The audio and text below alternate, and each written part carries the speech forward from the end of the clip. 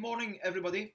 It is my true pleasure and honour to spend some time this morning, Monday the 26th of April, where we've just moved into Tier 3.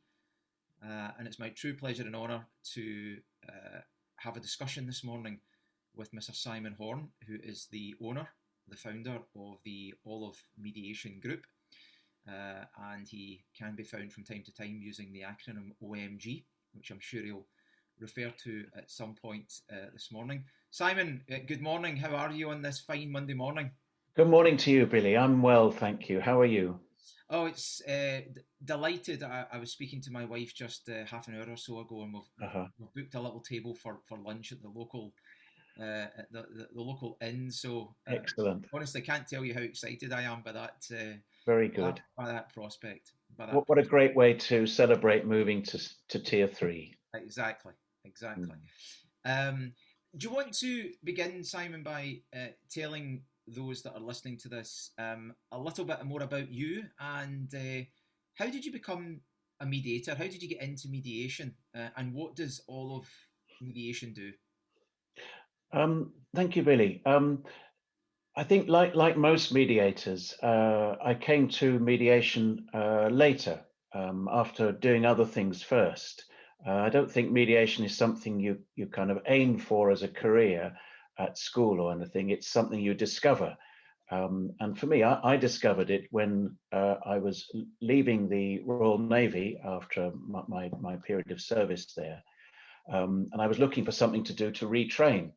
And I'd been a chaplain in the Royal Navy, and part of my job was to move around the different groups on board a ship at sea, because my chief job was for people to be able to talk freely and confidentially. I'd let off steam or whatever it was about issues at home or on board. And one of the things I noticed was that people in different groups, whether it was the junior eights, senior eights officers, the captain, whoever it was, the same problem on board the ship was seen very differently by different groups. And once people were able, even partially, to see things from someone else's point of view, the same problem, then that meant they were able to resolve the problem more easily. That was mediation, but I didn't realize that at the time. I hadn't even heard of it. So when I came to look for something to retrain in, I discovered mediation. I thought, well, I've been doing that all these years. Let's find out now what I should have been doing. So I did some training, and that was about 6 years ago, 7 years ago. And now I work as a workplace mediator for people in dispute at work, and also family mediator, with mainly ex-partners who are separating and who need to sort out child contact issues and other issues to do with their children, and also if they're dividing up the matrimonial or family assets. And as you mentioned, I set up the company Olive Mediation Group, mainly so that I could call the company OMG Mediation, because of the OMG moments, which are when people have been in dispute at loggerheads for months, maybe even years, and those magic moments, those OMG moments that happen when they are able to resolve the issues finally, that they are magic moments. So that's why we have the OMG mediation. Unfortunately, like most mediation, those magic moments happen statistically 4 times out of 5. So it is a good result. Fantastic. Simon, what is mediation? And as best you possibly can, what is mediation designed to achieve? Mediation is a process for resolving disputes, in which the parties, the people directly involved, talk to each other, listen to each other, which is probably the hardest part, and then make informed decisions together. So it's not something where people hand over the problem to someone else to resolve. They sort it out themselves. And the role of the mediator is to manage that process. There's a kind of tried and tested process, and the mediator manages that. Other people are involved in that. For instance, the parties will consult their solicitors at the beginning, through, and at the end, so the decisions they make are informed. But the mediator manages the process. And what usually happens is the mediator meets with each person individually, finds out from each person what their experience is, what their perspective is, and what they want from mediation, how they want things to be different. And once the mediator's met with both parties, then there's a joint session or several joint sessions, and there the parties talk through what the issues are and then come to their decisions, all being well. So what is mediation designed for? It's for the people directly involved to resolve the difficulties with help from others, but that's the point of it, that they work it out themselves. Yeah, thank you. Thank you. You mentioned earlier about the OMG moments. You very kindly explained what mediation is designed to achieve. In your experience, are there any circumstances where mediation just will not work? Yes, there are some circumstances where it doesn't work. For it to work, for mediation to work, both parties need to feel that it's a level playing field. And if one party feels that they can't speak freely, or that they're being backed into a corner and coming under pressure to make decisions that they don't want to and agree things they don't want to, in those circumstances, mediation won't work. If someone doesn't want to resolve the issue, or if they're not willing in any way to move or compromise from their position, mediation won't work in those circumstances. Sure. Sometimes, if there's been an abusive relationship, mediation may not be the way to go. In those circumstances, there are things which the mediator can put in place to help people to have a safe space to speak freely and to make decisions without that pressure. And always, part of that first meeting, when we're meeting with people individually, always we ask about that, whether there have been any abusive circumstances to the relationship. Because in that individual time, if that is the case, then we can talk through the options with that person. If the person feels, or if I feel, that even with those options, they're not going to be able to speak freely or to make a free decision, then mediation is not the way to go, and people will need to find some other way to resolve the disputes. Sure. Sometimes what happens is people don't resolve the dispute, or they resolve part of the dispute. And what quite often happens when that occurs is, because people have started to communicate, sometimes, although the mediation, they may not resolve it in the mediation, you quite often hear afterwards that people have managed to, because they've started in the mediation, they've managed to talk to each other and resolve out with the mediation. And that's obviously a great result, that people can sort it out without needing mediation. Wonderful, wonderful. I wonder if I could burrow just a little bit deeper on the level playing field part. So here am I, a solicitor, a civil court solicitor, someone who is trained to put on certainly when the courts are opened, put on a gown, go into court, and trained to fight tooth and nail for the best interests of their own client. Here am I having a conversation with you, a mediator, and you're talking about a level playing field. I think anyone listening to this, watching this, would be forgiven for questioning about independence, your independence. Yeah. And I wonder if I could put a true story to you, which happened actually just last week. And I was advising a husband who was in dispute with his wife. They were sadly separating, as we deal with day in day out. And I identified that this was a case that could benefit from mediation. Yeah. Now the wife didn't have a solicitor, and I was trying to suggest to the husband that mediation would be a good thing. He was confused as to how it could be that I, the solicitor representing him, was essentially introducing you and the issue of independence. Could you elaborate on that, and how do you deal with that at Olive Mediation Group? You're right. Independence and impartiality is essential. If if either party feels that the mediator is not even-handed and is favoring one party over the other, then the mediation absolutely will not work. At the heart of the relationship between the mediator and the clients is trust.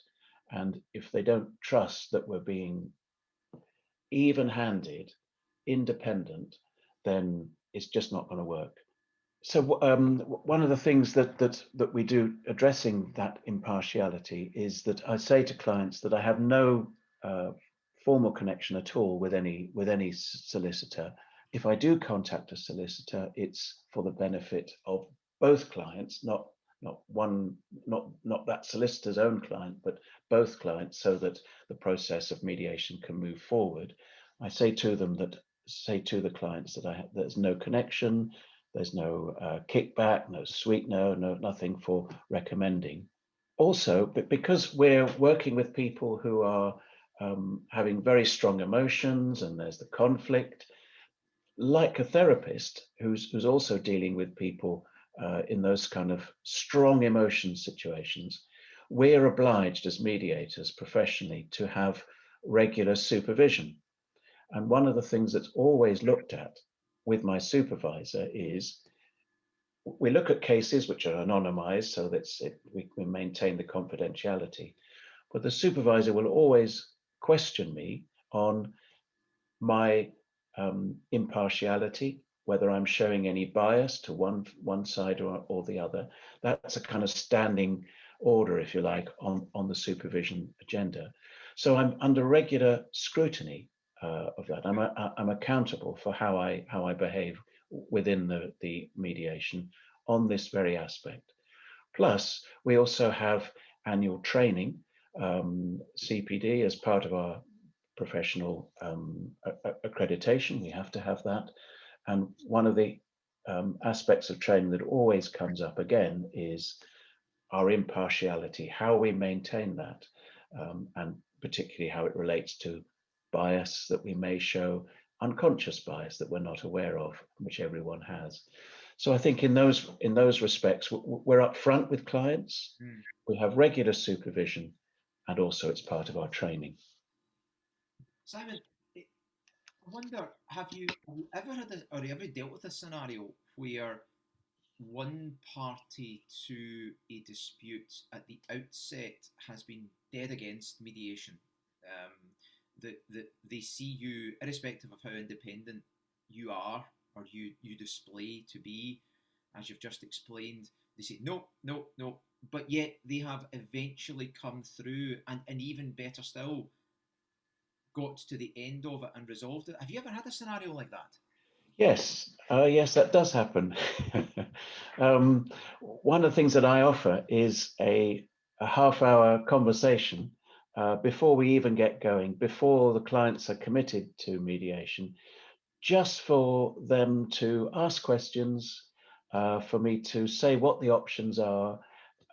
We don't go into detail about their circumstances. That comes later if they decide they want to go. But people will raise questions. Sometimes people think mediation is meditation. So, I quickly say, no, we're not going to do anything like that. Although if you want to do that, that's fine, but it's not something I'm going to be doing. So it can be a kind of misunderstanding like that. or people may be anxious about what's going to happen if they're in the same room or on the screen with the person. So you can talk through in general terms what's going to happen. And then if people raise questions, you can answer that and address those.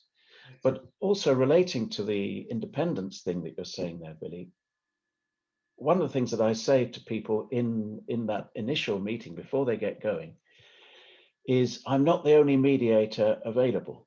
There are other options.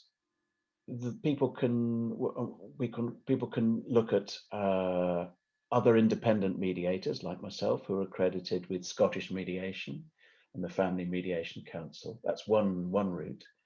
Another route is Relationship Scotland, with their nationwide network of mediators. And another option is lawyer mediators, again, across the country are available. So if in that initial conversation, if people say, okay, I'm interested in mediation, I then say, here are the three options for you, and here are the pros and cons of each. Before you commit to mediation, here are the options. Go away and Google them, contact a mediator, see what you think, ask them for some time so you can explore the options.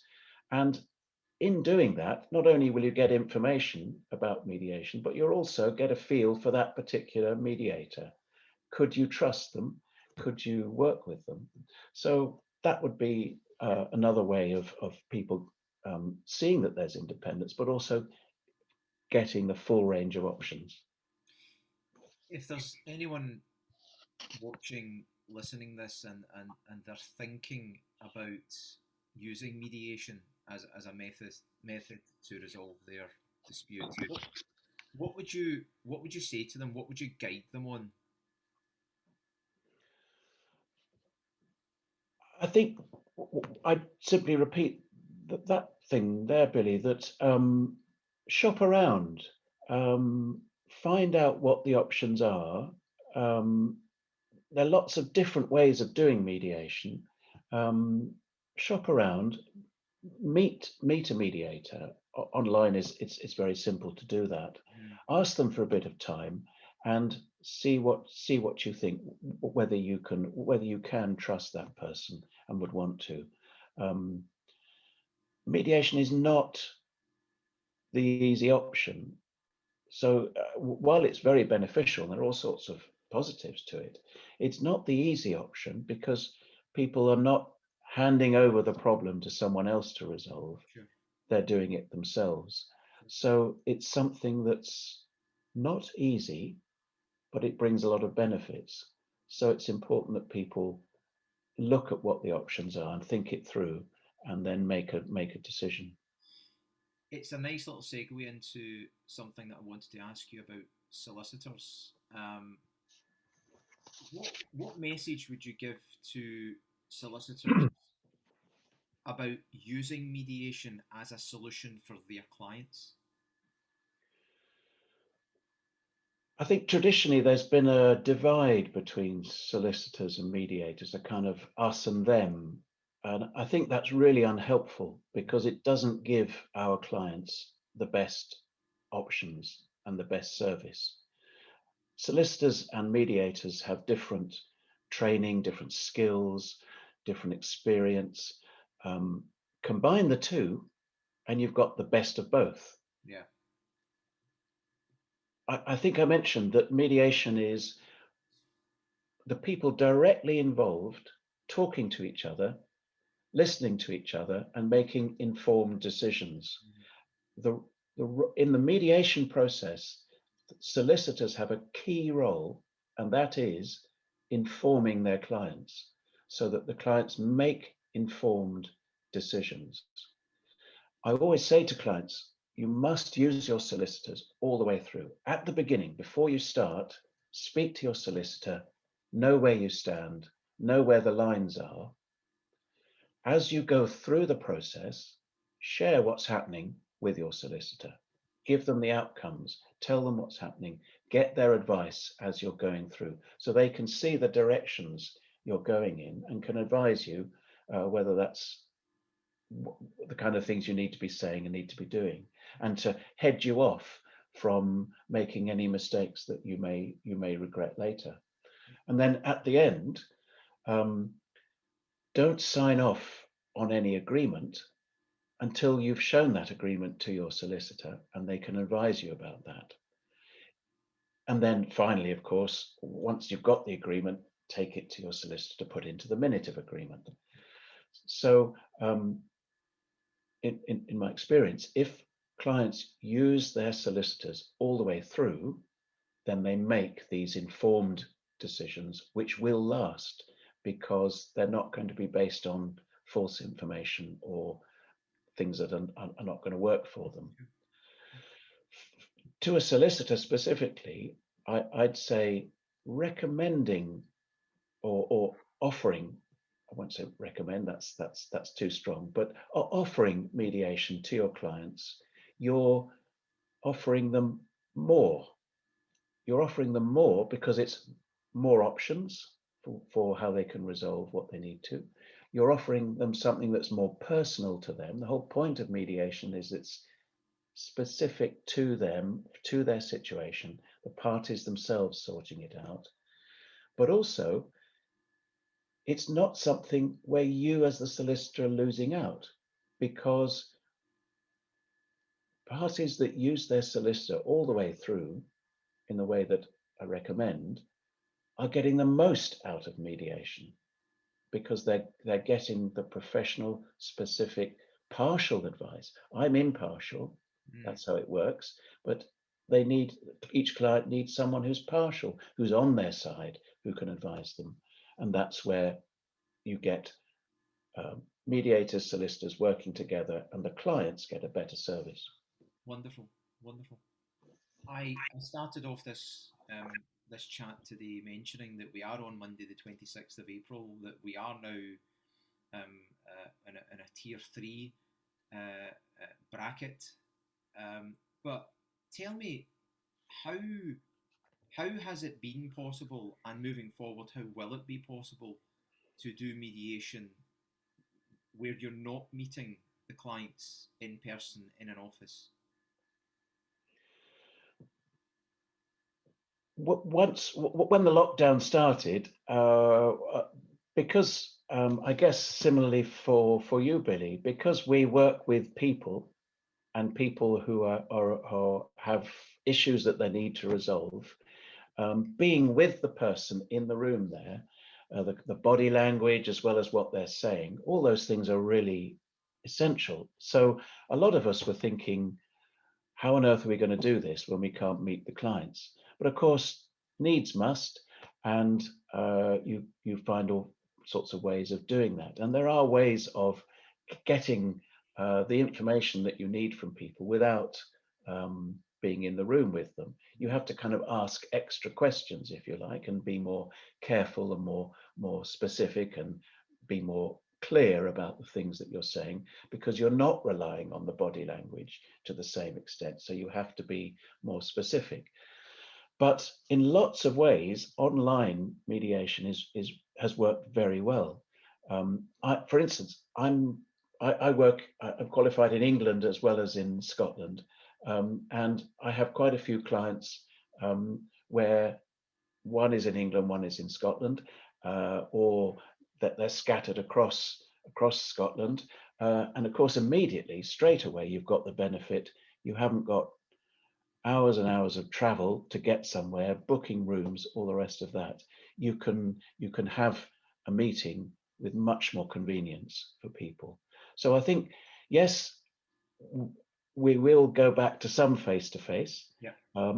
But I think working online is here to stay, because there are lots of benefits for it. It's not the same, but we've had the experience over the past year of learning how we compensate working online for the things we miss by not working face to face. Absolutely, and I think if you and I and so many others who relied on meeting people face to face, if we got into our DeLorean, and for those that don't remember Back to the Future, our time machine, and we go back 12, 13 months ago and say, you know, here's how the future will be 12, 13 months down the line, I, I think we would all be pinching ourselves that this was possible. But Yeah. the benefits, certainly from our perspective, but from our clients' perspective, Yeah. clients not having to travel to an office, not having to fight through rush hour traffic, Exactly. you know, and the time that was wasted previously has gone. As I keep saying to lots of people, from an absolutely massive negative, and let's be clear, you know, there have been some catastrophic negatives out there for people. There have been huge positives, Yeah. and certainly for us, and by the sounds of things for you, one of them has been the online method, and I do agree. I accept that there will be clients who will still want to see us face to face, and we will be set up for that. Yeah. But I suspect that moving forward, a lot of what we're doing is exactly what you and I are doing Yeah. today, is online. Simon, just to bring this to a close, you've been very, very helpful in all of your explanations and interpretations of mediation. Is there anything that we haven't covered in mediation that as a kind of catch-all you would want to finish off with?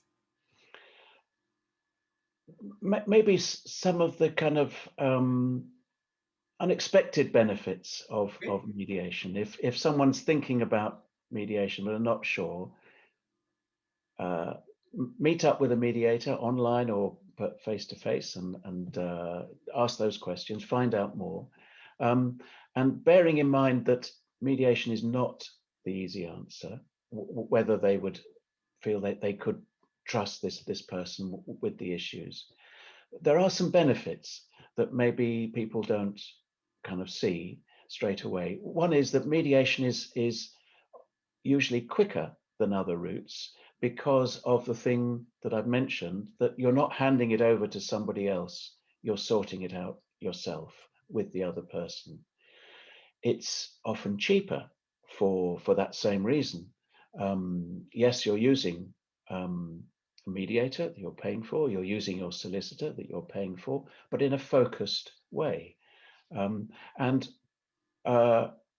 although mediation isn't easy, it's often less stressful because you're sorting it yourself. You're making the decisions yourself. You decide what's talked about, you decide what's agreed. And there's also a particular benefit, I think, if you're in dispute with someone that you're going to have a relationship with uh, after the dispute is over. I'm thinking especially people that we encounter a lot of um, uh, parents who are separated. They're no longer partners, but they will always be the parents of their children. And some of the benefits for those people in Yeah. mediation is, um, firstly, their children see that they're working together to sort the problems, and that can be very beneficial to the children, but also to the parents. Also, in the process of working out specific issues, people will develop ways of communicating with each other effectively. That is a side effect of working in mediation. Also, they're discovering ways of sorting out problems Sure. together.